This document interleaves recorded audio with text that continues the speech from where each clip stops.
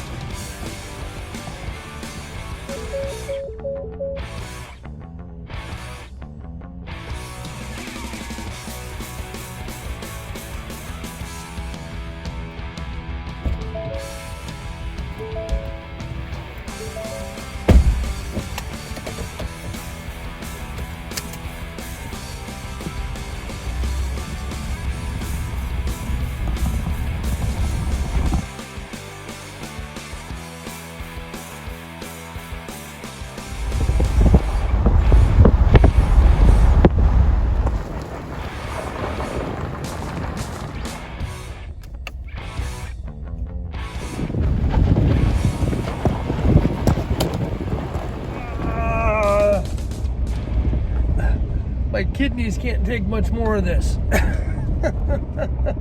This road is rougher in the summertime than it was earlier in the spring when I came up here to the Kelly Butte Lookout. All the snow and ice is gone, which means it's only dusty washboard left.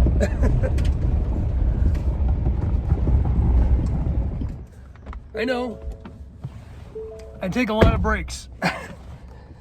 Combination of this washboard road and apparently too many cups of coffee. But I think we are almost there. Got about a half a mile left according to the GPS. This is the same washboard road that leads up to Kelly Butte, and I'll tell you, it is a rough drive, but gorgeous view. One thing that I'm really noticing though is just the amount of people out here this weekend. And I know I guess maybe I get a little protective of this area because during the fall and winter, I don't see another soul for days sometimes. But when I come out here in the late spring and like this summertime, everybody else is out here enjoying the beautiful forest as well, which I certainly can't fault them for it. I just wish they'd do a little bit better job of picking up after themselves and, you know, not blocking all the intersections and roadways where they're doing their campsites. And I just passed an area about a half a mile ago where somebody had actually just stopped right in the middle of the road and built a campfire circle. Guessing, you know, weekend bonfire kegger. And you don't bother stepping off the road. Now again, I'm not faulting them for it because I'm sure I did some of that when I was a teenager too. Okay, so this is as close as we can get and still be able to park. Looking at my Onyx app, if we head that direction for another, I don't know, maybe another 500-600 feet, we should be able to get to the point where we can step off road and find this mystery spring. But I gotta tell you, from what I'm seeing around me, I don't even hear a creek. There's supposed to be some form of water around here, but I don't know. Well, this is either it or we're getting close, but this is kind of cool. There's what looks like an old barrel or storage bin that's very much decayed, but you see there's still some piping coming out of it, a valve that is here.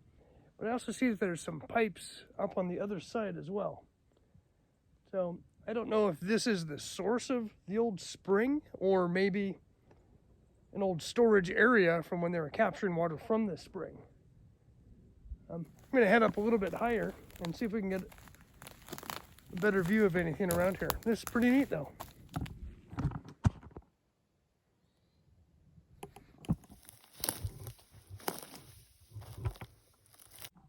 Well, if there was an official spring here at one point in time, it is gone now.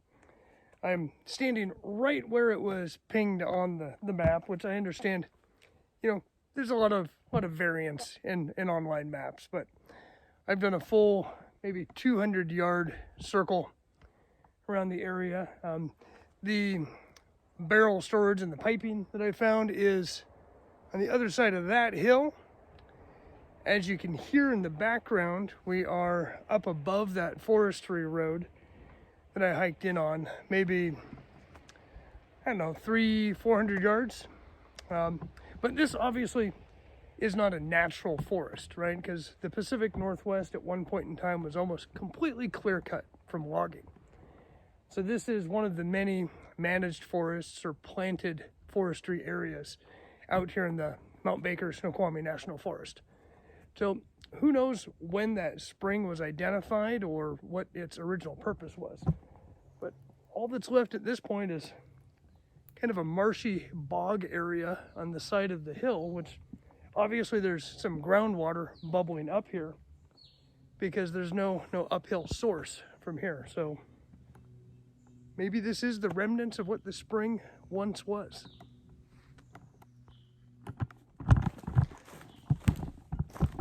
So I guess we can't say mystery solved, but we can say questions answered. There is no spring where it shows a spring on the map.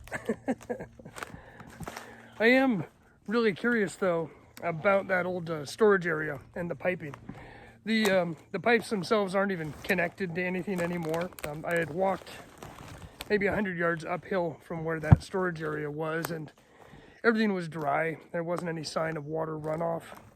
But maybe at one point in time they used it to control the water in this area. I mean, it does show that there's multiple creeks, again, in this area, but other than just the tiny little bit of water that I'm seeing here in some of the crevices, not really any sign of a creek either. So it may just be a seasonal runoff creek, which, you know, not uncommon out here. But, all right, so let's move on to our next adventure. I'm trying to get back down to the road where I found a pretty cool like roadside camping spot that I parked at and there isn't anybody else at. So we're going to use that to set up the new camp toy that I got. At least once I get my breath back and I get back to the car.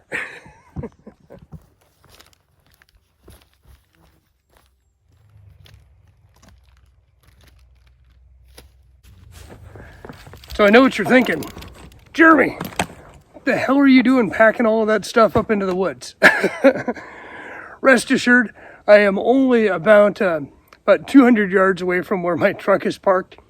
I left that roadside campsite, dropped down through a little canyon, hopped over to the other side, and found this cool little area. This would actually make a great, weekend getaway place too. No hiking involved, just enough to get off the road, find a little bit of peace and quiet. But it's going to work perfect for what we're doing today too. So, yes, I carried a lot of stuff, but today is not about ultralight or even lightweight. Today is about comfort and fun. So I just got back from a trip to the Philippines. Every year, my family and I take a 2-week excursion. We head off to the Philippines to go visit friends and family. This year, I was excited because I was going to get to go back to Decathlon, which Decathlon is in the Philippines. If anybody's looked at Decathlon gear online, you probably know that it is one of the world's largest outfitters for outdoor activities. And they're a French-based company and not here in the United States. You can buy stuff online, but when I go to the Philippines, I get really excited because it gives me a chance to go to a toy store. So that was my intention for this vacation, to get out there, go do some shopping and get some new gear, which I did. And I'll go over all that new stuff in a later video. But today I wanted to talk about this little cool piece that I got from Ace Hardware, of all places. And again, not Ace Hardware locally here in the US. This was Ace Hardware in Caloocan City, just outside of Metro Manila. And it is a portable briefcase charcoal grill. I know it seems like a silly, frivolous thing, but I don't know if you can see, I paid 1,999 pesos on a 50% off sale, so 999 pesos, which at the current conversion, I think it was roughly 56 pesos per US dollar, so about 18 bucks. I'll check that on a calculator if I'm wrong, but about $18, and I got this cool little grill. I've looked for these briefcase style grills in the past. I've checked Amazon and the other online retailers, and I've even gone into our local Ace Hardware or True Values. I guess now it's Do It Best, but it's all the same thing. I have not been able to find anything as compact, lightweight, and cool as this little grill. So today we're gonna unbox it for the first time. I haven't pulled it out of the box yet, other than when I was in the store to make sure all the pieces were there. But we're gonna pull it out, we're gonna unbox it, see if we can figure out how to assemble it. I've got some briquettes that I brought from home and a special treat to grill up. We're gonna grill up one of my favorite Filipino foods. But first off, let's get this grill broken open and see if we can get it started.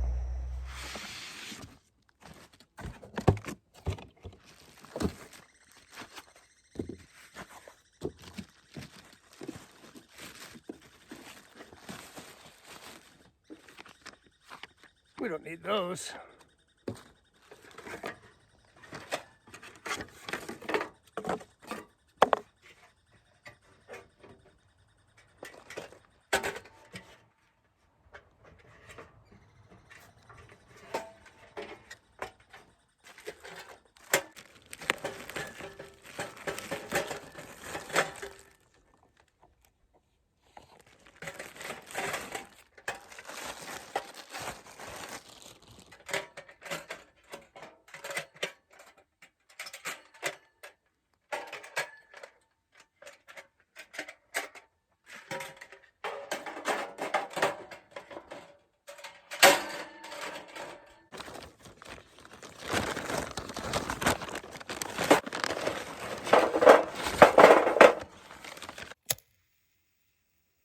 While we're waiting for those briquettes to come up to temperature, I wanted to show you guys a new gadget that I picked up. Ooh, bonus. I took this backpack on our trip to the Philippines, and I bribed my 6-year-old for good behavior when we're at the airports with Skittles. So apparently, I didn't give him all of his Skittles. Don't tell.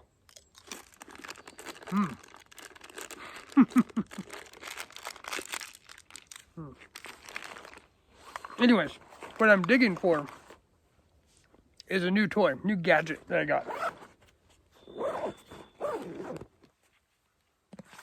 This last year, I've been on a quest for the perfect multi-purpose flashlight. Historically, what I've typically used is just your generic headband work light that you can pick up from Harbor Freight. They carry AAA batteries. You get, between 20 and 30 hours of runtime out of a set of batteries. They're virtually indestructible, and the one that I was carrying, I had actually had for almost a decade, I think.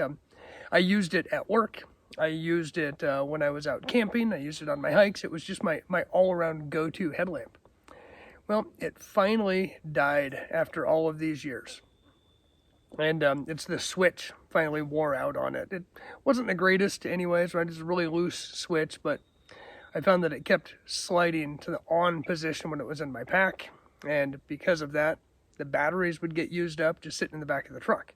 So when I needed it, I'd always have to replace batteries, which led me down a rabbit hole this year of trying to find the perfect flashlight that's an all-around general purpose, everyday carry light that's rechargeable.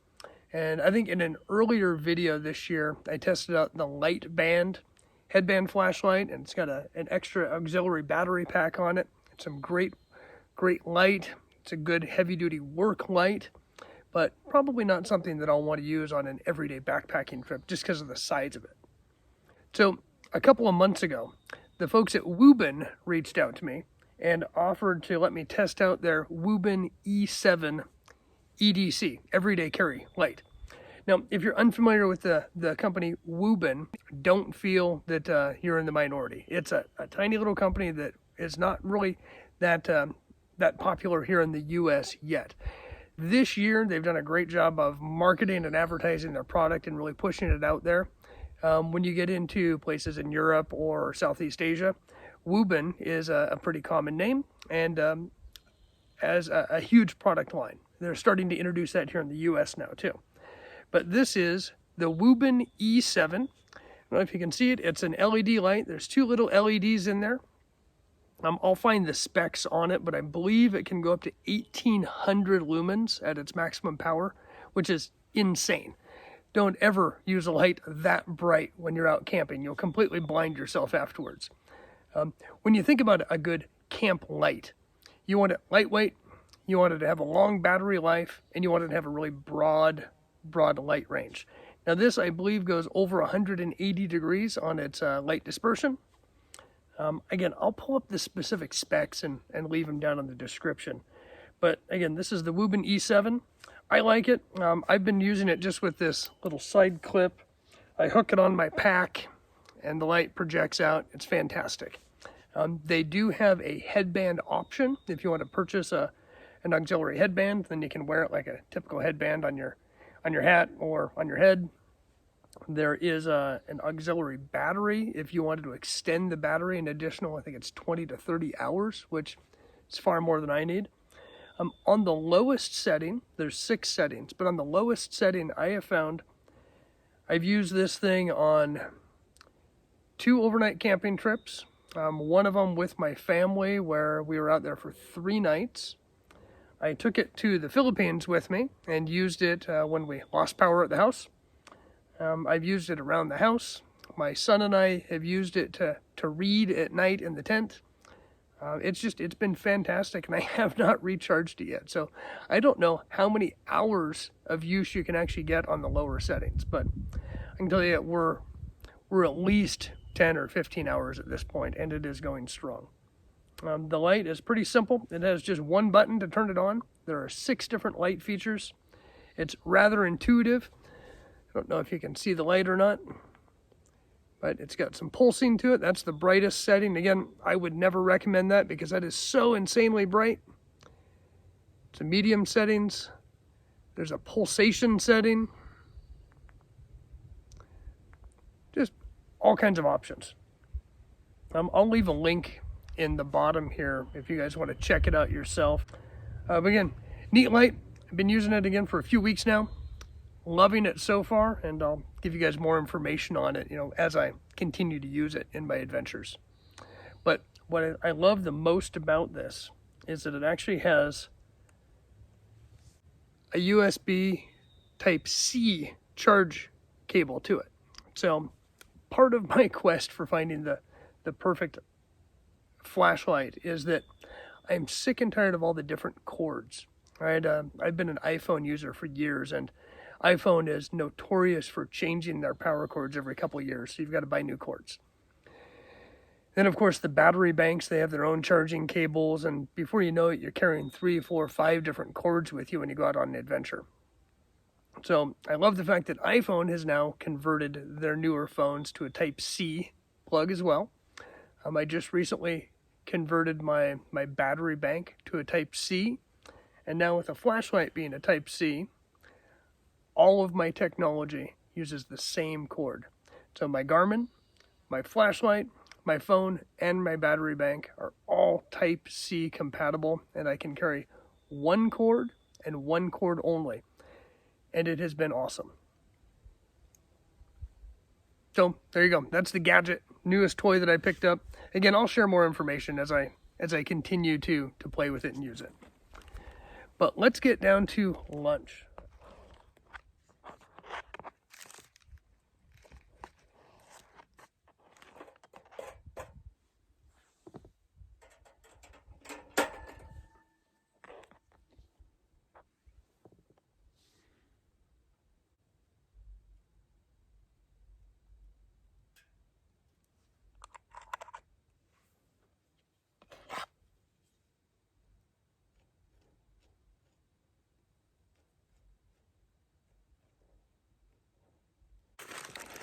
So as I mentioned earlier, we just recently got back from a trip to the Philippines, and I am already missing the food.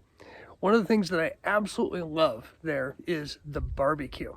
It's just simple cuts of meat with a nice, rich, sweet, spicy sauce, slow cooked over natural charcoal. None of the chemical-infused charcoals for the easy lighting, just good old-fashioned hardwood charcoal, slow cooked meat. So that's what we're doing today. I've got 3 skewers that we are going to slow cook here on the grill. I've made a nice sauce that we're going to glaze them with. The sauce is a mixture of hoisin, some fresh garlic, black pepper, and some Worcester sauce, or Worcestershire sauce, which I can't pronounce, but my friends on the East Coast have told me just call it Worcester sauce and I'll sound like a local. But you mix that sauce up, you treat it as a glaze, you're just slow roasting the meat, and amazing. So it's going to take a while. I'm not going to force you guys to watch it all, but I'm going to get this cooking and we're going to eat up here in a little while.